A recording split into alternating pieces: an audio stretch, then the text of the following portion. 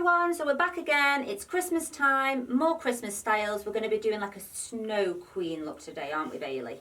So let's get started.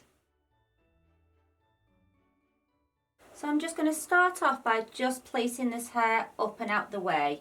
And we're going to do a really loose sort of little braid at the bottom, and you'll see why in a bit. So I'm just going to do a regular 3-strand sort of Dutch braid or French braid, because this is going to hide our little battery later on.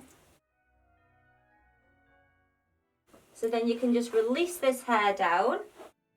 So this is just a headband that I got. It's like a crystal headband that I got online. It wasn't expensive.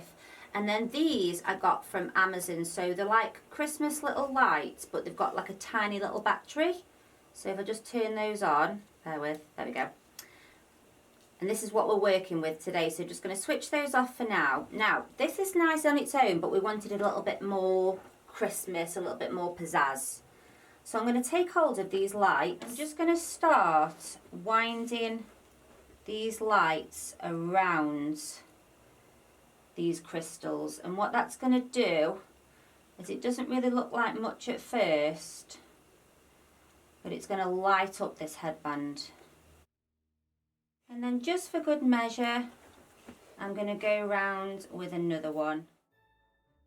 So we've fixed our headband and Bailey's going to gently put it on. Are you ready, Bales? That's it, by your ears. Perfect. Amazing. And then we're just going to release all this hair down.